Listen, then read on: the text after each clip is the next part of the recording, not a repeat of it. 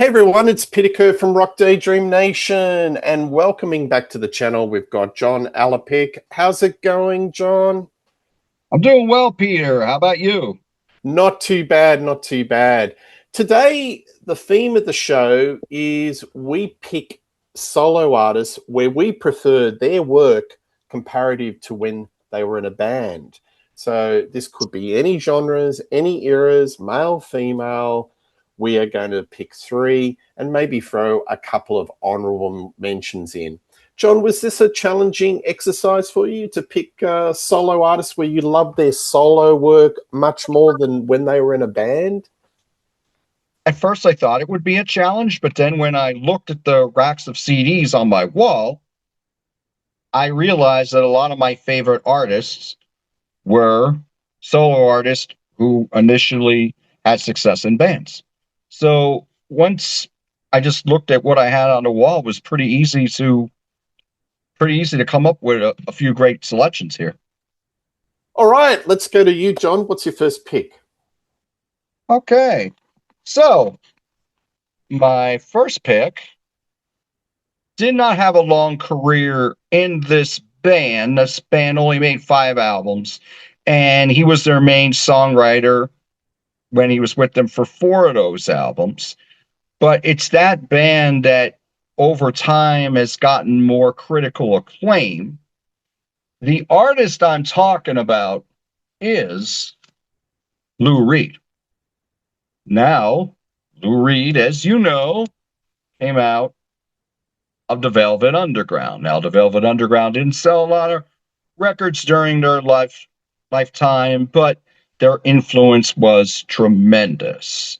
In fact, I think they only had 2 albums that hit the top 200 here in the States, and the highest one was Loaded. That might have hit like number 171 or something like that. Now, when Lou Reed went solo, he achieved a lot more success. Only 2 gold albums, I believe, maybe 3. Transformers probably his most famous album and has the big hits Walk on a Wild Side and Perfect Day. Perfect Day has been covered by so many artists. But why I really like Lou Reed is that he's had a long career and there were some low points, no doubt about it. Metal Machine music, a lot of people would say that. More recently, a lot of people would say his collaboration with Metallica, which was Lulu. But I think more often than not, he really hit it out of the park with his albums, particularly after he sobered up in 1982. Now, this is Transformer, as I talked about. A lot of your fans out there may know the album Berlin. If they don't know the album Berlin, they will know the producer. That was Bob Ezrin. Bob Ezrin of Kiss fame, Alice Cooper fame, or recently Deep Purple. He did a couple records with them. So this is used to be my favorite album by Lou Reed, but over time it became the album where I discovered Lou Reed, and that was New York from 1989. Now, by this point, he became a very topical songwriter. And by this point, he had been sober for 7 years. And I think from 1982 on, most of his albums are magnificent. And this got him back on the radio with Dirty Boulevard and Busload of Faith. And he got a gold album out of this. Then he made an album with John Cale, who was with Velvet Underground for 2 albums for Songs for Drella, which was a song cycle about Andy Warhol. And then from there on, he had a lot of great albums: Magic and Lost, Set the Twilight Reading, Ecstasy, and he wrote this wonderful album in 2003, The Raven, which was based on Edgar Allan Poe's life. So while I loved the Velvet Underground, I thought the first 3 albums were classics. I've always gone back to the Lou Reed solo career, and it's very musically rich, so many great songs and great albums. Maybe not a lot of commercial acclaim, but those who know Lou Reed's music really love his music. So there's my number 1, Lou Reed. I had exactly the same pick as you, and I Yep. chose Lou Reed. That's the one that just pops out of the park. Those first three albums are absolute stone cold masterpieces for Velvet Underground. The Velvet Underground and Nico, 1967, they say inspired thousands of alternative rock bands. It's probably one of the most influential albums ever made in rock history. As much as I like the Velvet Underground, I think Lou really hit his straps as a songwriter. I think his sonic palette, he explored the avenues, because I think Velvet Underground what I'm about to say is not a detriment to the work of Velvet Underground, but they were kind of confined. Had a particular sound, but with Lou Reed, it was like the possibilities were endless. Yes. And whether it was his collaborations with David Bowie and other, just, smelling the sounds, the smells of New York, he became more inspired. And I just think his songwriting was just out of the park when he was, doing as a solo artist. Transformer is probably one of my favorites. Walk on the Wild Side, Perfect Day, Satellite of Love. It's probably the most accessible Lou Reed album, and it contains several of his most famous songs. So that is the album where he had ascertained some commercial success. I love Berlin. That's a very bleak album, addiction, abuse, and a collapsing relationship. And I actually saw Lou Reed 15 years ago play that from start to finish, and it was such an emotional experience. Lou actually cried at the end of the show because this was an album that was reviled in the day. But I think over time, a lot of people look back at it and go, that's a masterpiece. And then you've got other albums like Coney Island Baby. That's a warm, vulnerable, a tender album. But New York, what a great comeback. Dirty Boulevard, Busload of Faith. If you say that's your entry point, I think it might have been my entry point, John, as well. What a great album. And I would always recommend people, if you want to check out Lou Reed, maybe Transform in the 70s, but go to New York. That's a great album. Then other ones like Rock and Roll Animal, The Blue Mass, Magic and Loss. What a body of work. Not all of these albums hit the mark. I'm not as fussed about The Raven as you are, or maybe Songs for Drella. I think he could be a little bit rambly. But I think all in all, his body of work as a solo artist, I much prefer to when he was in the Velvet Underground. But that's not any detriment to the Velvet Underground in any shape or form, because as I said earlier, their influence is, you can't really measure it. So there it is. Sorry. Lou Reed is my first pick. What's your next pick? Ian Hunter. Okay. So he started out with Mata Hoople, and this is my favorite Mata Hoople album, and this is an outlier. This is Brain Capers. This is a ferocious rock album. Now, interestingly about this album, Ian and Mick Ralphs didn't write too much on this album. There's a lot of cover songs on this album, but it's just a ferocious album. But later on, they collaborated with David Bowie. David Bowie wrote All the Young Dudes, which would be their biggest hit in the United States. And from there on, they did the Mod album, and then the Hoople album, and then Ian Hunter left. And Mick Ralphs had left earlier to form Bad Company. So then Ian goes solo. And this is his self-titled debut, which was very, very good. And from here on in, he had other albums that were very successful, like You're Never Alone with a Schizophrenic. To this day, Ian Hunter is still making wonderful music. This is an artist who nearly everything he did was very, very strong. In the 2000s, while a lot of the songwriters who came of age in the 60s and the 70s aren't putting out too many albums anymore, Ian Hunter put out Rants. And this is a fantastic album. This is my favorite album of 2001. This is an easy 10 out of 10 for me. Fantastic rockin' album. He was 62 years old when he put out this album. So he's still been putting out albums every few years or so. And the last two that he put out in 2023 and 24, respectively, Defiance Part 1 and Part 2. This is Part 1. Now, this album has a lot of guests on it, but Ian's writing all the songs. And Andy York's doing the producing. This isn't like Rolling Stones' Hackney Diamonds, where you have Andrew Watt's fingers all over it, and it sounds more like Mick Jagger's solo.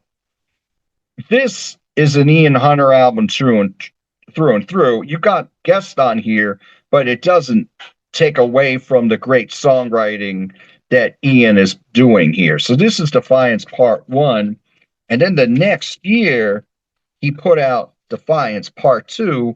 And to me, these are like 9s, 9.5s. These are wonderful albums. He's in his 80s while he's making these albums. He's soon to turn 87. Now, he's not doing any touring anymore because he has tinnitus in his ear. But as a writer, he's still bringing it. Fantastic albums all throughout his life. And again, like Lou Reed, he may have had a couple that weren't quite up to snuff, but more often than not, his albums were very, very good. And I put him over Mata Hoople because Mata Hoople took a little bit for them to really get their sound down. I think by album 4, they got it. Here, Ian Hunter sounded great from the get-go.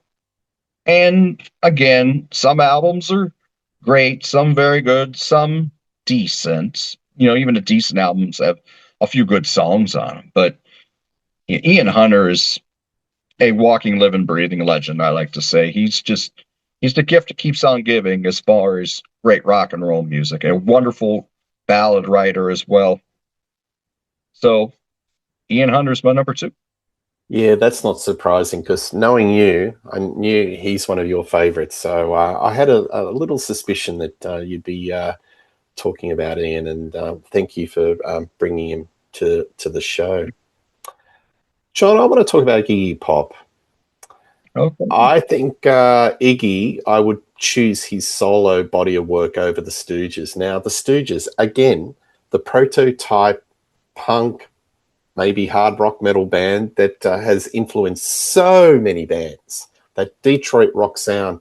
I think that single-handedly they inspired hundreds of Sydney alternative punk bands that I've seen in the 70s and 80s and continue to this very day. You know, Radio Birdman, you know, if you're familiar, you probably know what I'm talking about. But I like his solo, and I think that's where it's at. His albums that he did that in the Berlin era with Bowie, The Idiot from 77, Sister Midnight, Night Clubbing, China Girl, the original. It's dark, it's doomy, it's kind of proto post-punk. And if it wasn't for this album or the Berlin, you wouldn't maybe have Joy Division or Nine Inch Nails or the sons of those bands like New Order. Lust for Life. I mean, who doesn't groove and tap their toe to the start of Lust for Life with that bass sound and the drum beat? Hello, Jet. Why don't we rip that song off? That's okay.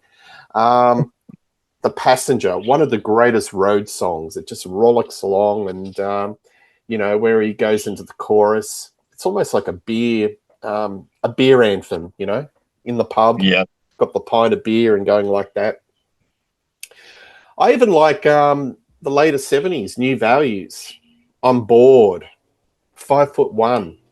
Iggy's starting to, shed the David Bowieism, and he's finding his own voice again. And then for a moment in time in the 80s, he was starting to get a little bit poppy. Blah, blah, blah. Loved that album. He was actually crooning on that album, John. Like Real Wild One, Cry for Love. I did a show with Reed Little, one of my very first shows. And It's probably a David Bowie album as a Trojan horse where Iggy's singing it, but I love it. And it's synth pop.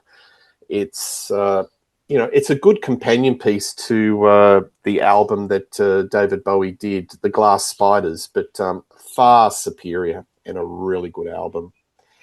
And then, his later career triumph, where he was collaborating with Josh Homme of Queens of the Stone Age. Some of that stuff, dark, elegant, reflective. And then he had he reunited with the Stooges, and it was great seeing him live on stage, which I did. But those albums weren't so good because it's very hard to replicate something that had such a chemistry and was very much of its time, where it was only recorded on a 1 or 2 track, ultra analog. Some bands are time capsule of that era, and it just doesn't quite sound the same when it's in the digital age. So I'm not a big fan of those albums. So I put to the jury and to the judge that I say that Iggy Pop, his solo career is a bit more compelling than his work with the Stooges. What do you think, John? Excellent choice. I didn't think about Iggy Pop, but you're right. Similar to the Velvet Underground is in the fact they only made a few albums early on. They were a little more popular than Velvet Underground, but they still didn't sell a lot of records. It was more their reputation. But Iggy Pop really came into his own when he went solo, of course, with The Idiot and Lust for Life. And those 80s albums, they were kind of like all over the place, but they still had a lot to offer. He wound up having a big hit with Candy from the Instinct album, maybe? Yeah. I'm not a big fan of that song. That's why I didn't talk about it. But it did get him played on radio. And I never forget, I was at the pub once when this song was playing on the jukebox. And someone said, have you heard of this new guy called Iggy Pop? And I thought, oh, God. Anyway. But, yes. Yeah. Very interesting career. A great live performer, of course, as well. Oh, absolutely. He is one of the great live performers of all time. No doubt about it. All right. What's your next pick? All right. Maybe a little contrarian, because when I mentioned this band, you may be thinking of somebody else. Okay. The artist I'm going with is David Crosby from the Byrds, and then Crosby, Stills, Nash, and Young. Well, first just Crosby, Stills, and Nash on this album, their self-titled debut, which is glorious. And then Crosby, Stills, Nash, and Young with Deja Vu. These albums were huge back in the day. At the time, they were nearly as big as the Beatles in 1970, 1971. And they made a live album, Four-Way Street. This is a very, very good live album. And it has not only a lot of songs by Crosby, Stills, Nash, and Young, but it also has solo songs, but by all the individual members. But what happened with Crosby, Stills, Nash, and Young, there was diminishing returns after the CSN album, the third album. Daylight Again had very good singles. The rest of the album wasn't too hot, except for Delta, David Crosby's song. And then from there, it seemed like there was issues with the sound. There was issues with the songs with their last 4 albums. First 4 albums are very good to classic. Last 4 albums, not so hot. Meanwhile, David Crosby was struggling with ill health. He sobered up. He got a liver transplant. He found his son, who he gave up for adoption, which was James Raymond. It gave him a new lease on life as a songwriter, because they did CPR, which was David Crosby, Jeff Pivar, and James Raymond. James Raymond's David's son, and they did a couple albums together, which were wonderful. And then Crosby and Nash did a solo album, and then David Crosby started putting out solo albums again. Now, he put a couple out from in 89 and 93 respectively. They sound a lot like Phil Collins, partly because Phil Collins was producing, I know he wrote song Hero, which was all a big hit. But David Crosby was 73 when he put out Cross. And his voice had aged like a fine wine. The albums, the songs on these latter day albums, which he made in his 70s and early 80s, are nearly as strong as those classic Crosby, Stills, and Nash albums. But if you were to compare these to the latter day Crosby, Stills, and Nash albums, they much, much stronger, much better songs, much better production. Maybe they didn't sell. Doesn't matter. It's the songs that last forever. And that's what you have on these latter day albums by David Crosby. This is my favorite. This is Sky Trails from 2017. Wonderful. He made 5 albums from 2014 through 2021, and one of them charted in the top 40 in the States. That was the Cross album. But the songs are so strong, the production is so musically rich, the musicianship on these albums are all outstanding. It's like adult contemporary songs meets folk meets grit. A lot of grit in these albums. And for me, this is Lighthouse. This is the second album. And while he was still recording, he was still out touring, he was still struggling with health issues throughout his life because of his hard living when he was young. But he was still out there touring. He had just put out a live album right before he passed away. So a lot of people would say, why don't you say Neil Young? Okay, Neil Young, fantastic career. A lot of ups, a few downs, very adventurous. But these latter-day albums by David Crosby from 2014 to 2021, I think, are remarkable. These are all like 9s and 10s for me. And I really enjoyed them. So it's my number 3, David Crosby. Yeah, great pick. And I do think it is actually unfortunate those later albums did not sell. And that's just life, isn't it? Because, you know, they were phenomenally huge, Crosby, Stills, and Nash in the early 70s. And, you know, maybe because he has had some career hiatuses that did affect his commercial viability. So, but that's a really good pick, John. I'm going to talk about Billy Squire. Now, Billy Squire was in a band in the mid-70s called Piper. Piper. They had a lot of power pop hooks through their self-titled debut and the follow-up album Can't Wait. I find them a bit dull, to be honest. I don't think they've got the punch, the grit, the hard rock sort of crunch that Billy Squire as a solo artist had. But, you know, a lot of people do like Piper. And how would I describe them? Probably maybe a mix between Cheap Trick and Kiss. Just think in that sort of era. But Billy Squire in the early 80s, he was huge in America. Not so much in Australia because he was known as a one-hit wonder with The Stroke. But in America, big bickies. He was blending hard rock crunch with catchy pop hooks. And to this very day, people don't realize how influential he is because the song, the albums were very tastefully mastered. The production was chef's kiss, and a lot of the breaks and the riffs, yeah, very influential because a lot of the bass and drums on his albums have been sampled. He is one of the most sampled artists in hip hop. You know, I think maybe James Brown might be more sampled, but he is one of the most sampled rock artists in hip hop history. So he hasn't done a lot recently, but his essential albums are Don't Say No. It's probably the best place to start. The Stroke, In the Dark, Lonely is the Night, classic arena rock. Then Emotions in Motion. Try saying that quickly.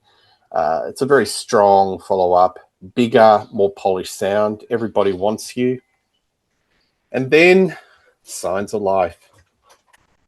Is this the Fonzie jumping over the shark moment?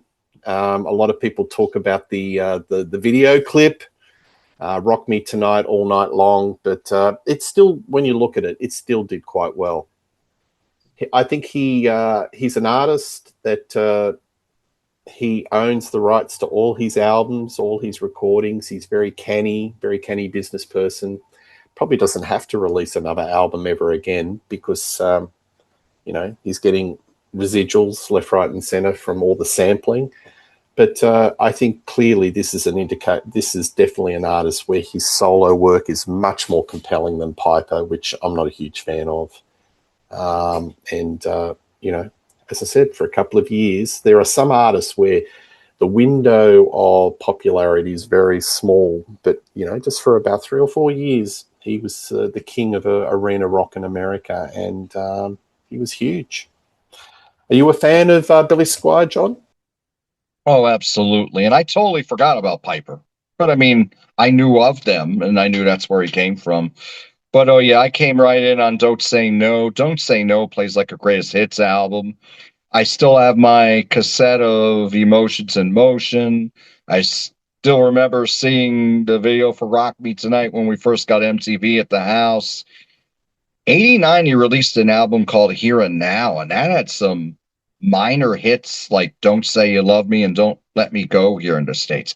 That's a very good album. It didn't sell, it didn't go gold here, but it should have, because it had 3 big rock radio hits. But yeah, through the 90s, he was really, really bringing it. And he's the where, yes, he makes all those residuals. He's making so much money off the residuals from the sampling. Not only did he stopped making albums, he rarely tours. And you see all these artists going back out and touring. He hasn't done a big tour in a long time. He's in the basement just counting cash, just like that scene in Scarface. They're just probably the money's coming in. He's counting the cash, John. But a couple of things I want to say. I really think this Rock Me Tonight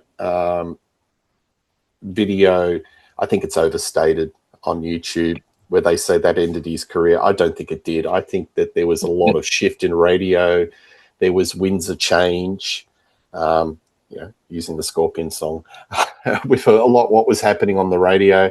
I don't think that video was responsible for the death of his career. A lot of people like to hang their hat on it, but and it makes good YouTube sensationalism, but I don't think so.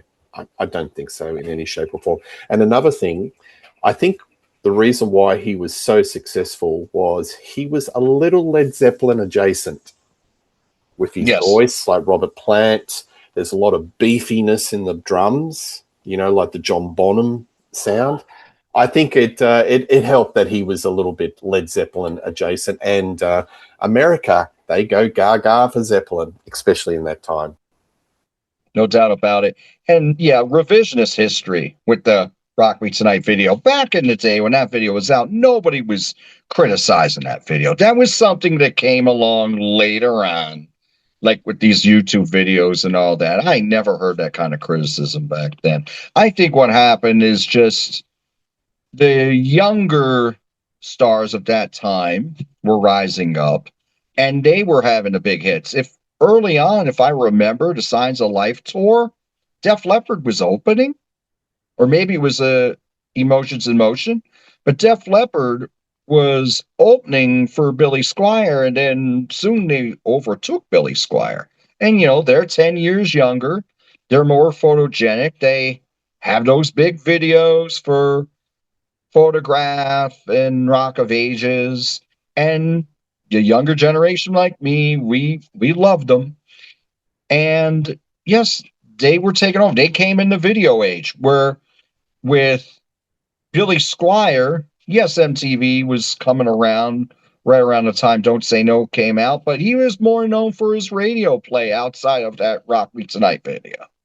It was just a changing of the guard. It was a He had his changing the guard because in the early 80s, you had a lot of bands like Foreigner, REO Speedwagon, Styx, Billy Squire. I all put them in the same subset as guys that aren't super photogenic. They're musos, and their albums from the mid 80s onwards got swept aside because it was all about the look, the aesthetics, the video clips, and maybe, you know, people keep on going back to that video because they think it's a bit cringy that he was trying to keep up with the Joneses and to less than successful results. But I think it is. I think the perception that killed his career is grossly overstated. no doubt about it. And those songs from the 80s have aged like a fine wine.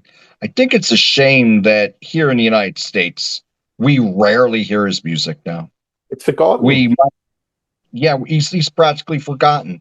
He was all over classic rock radio forever, and now I know there's a lot more songs to choose from. But His album these went days, to number one, didn't it? It went to number one. what's that? I'm sorry? I think his album went to number one. He didn't have a number one album here in the States, but Don't Say No sold 3 or 4 million copies, and Yeah. Motions and Motions sold 3 million. Okay. They hit top five, but yeah, they hit top five, and Stroke was a huge hit, and Rock Me Tonight was a top 15 hit. But now, you know what song you might hear? You might hear Lonely as the Night now, which was a great deep cut off of Don't Say No, which plays like a greatest hits album to me, if I haven't said it already. Yeah. All right. Well, there you go. Have you got some honorable mentions? Yes, singer-songwriter who I listen to a lot these days, Jason Isbell. Now, Jason Isbell came out of a band called the Drive-By Truckers. He was one of the three main songwriters in the band, and while he wrote good songs with the band, he was more known for his hard partying. He went solo. He made a couple albums. He cleaned himself up. He married Amanda Shires, and he made this album called Southeastern. And this is when everyone discovered him. And from here, it's just been one great album after another. Something More Than Free, Nashville Sound. He did this with the 400 unit. Reunions, Weather Vanes, Foxes in the Snow. This is an acoustic album. Now, since then, he broke up with Amanda Shires. They got divorced, but he's still writing wonderful songs. He's known as one of the best songwriters here in the United States. He plays like 2,000 seaters. He's still a theater act, but his songs are fantastic. They are very, very memorable, very, very personal. He's got a wonderful voice. You couldn't really call him country because he doesn't have enough twang in his sound, but we know him here as a wonderful singer-songwriter who was getting his feet wet with Drive-By Truckers, and then he blossomed between his sobriety and his marriage and going out on his own. Excellent. Well, I've got two quickly off the bat, and I won't go into a lot of detail. But the one that comes to mind is Diana Ross and the Supremes. I prefer Diana Ross solo. I just think that she has explored a much more varied sonic landscape through funk, R&B, I prefer it to the Motown stylings of the Supremes. And George Harrison and the Beatles. Love the Beatles. People will go, oh, that's a bit of a strange one because, George wrote a couple of songs that are just right up in the top hymn book of the Beatles. But I think All Things Must Pass, he just had all of these fantastic masterpiece songs that were stored in his head, and he just had to get it out and created a masterpiece album, which I think arguably is the greatest Beatles solo album of all time. And I just think that I prefer George Harrison, his solo work, to anything he did when he was in the Beatles collectively, even though he did some outstanding masterpiece songs. So that's two there. Might be slightly controversial about the Beatles and George Harrison. Where do you stand on that? I agree with you on All Things Must Pass. That's my favorite solo album from any of the Beatles after they left the band. I think that is a masterpiece of an album. I think, after that, I mean, he had some very, very good songs, but I don't think, as much as I love Band on the Run by Paul McCartney, no, it's All Things Must Pass. I think that's a very strong pick. And he didn't get enough because you had John and Paul there. He didn't get enough of his great songs on those Beatles albums. And then he showed what a wonderful songwriter he is once he went solo. Yeah, absolutely. John, always a pleasure to have you on the show. We will talk offline as to our next, endeavor on Rock Daydream Nation. John Alapick has a wonderful YouTube channel, wonderful content, and just simply he just talks about the music that he loves. He doesn't chase views, but viewers should come to see his channel because it's just songs from the heart and albums from the heart, and he talks about something that he is passionate about. And John, frankly, you can tell that everything you say you do mean. So it's an honor to have you on the show, and your channel is fantastic. And anything I can do to get more viewers, just check him out. It's just worth it. Please like and subscribe to Rock Daydream Nation. Tell us your picks, good, bad, or indifferent. We love reading it.